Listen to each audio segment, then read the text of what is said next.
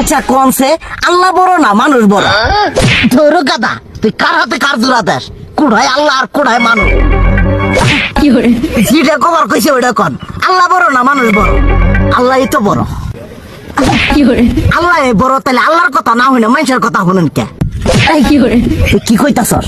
কি আর আল্লাহর কথা মানে না মানুষের কথা মানে? হ্যাঁ, কি আর মানুষের কথা শুনেন তাই না? আমনে যে ওই দিনকে ডায়াবেটিসের রোগ নিয়ে যে হাসপাতালে গেলেন, ডাক্তার আপনার কত কিছু খাবার না করলো, সব কিছু না খাই এখন চলতেছেন।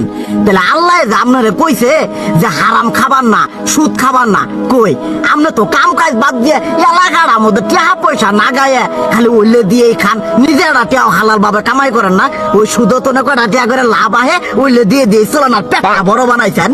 শুনেন একটা কথা কই, হারামের কোনোদিন আরাম নাই।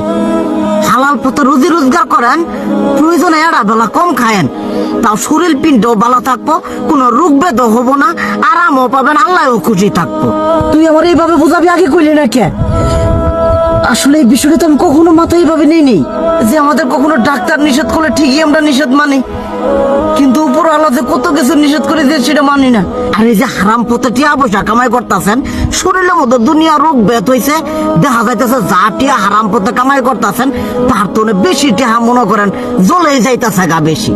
আজকের পর থেকে আমি আর এই হারাম সুদ খামো না, আমি হালাল পথে চলবো, হালাল টাকা পয়সা ইনকাম করবো। এতে করে যদি একবেলা কমও খাইতে হয় তবুও খামো, তবু আমি আর এই হারাম পথে চলবো না। আচ্ছা ঠিক আছে।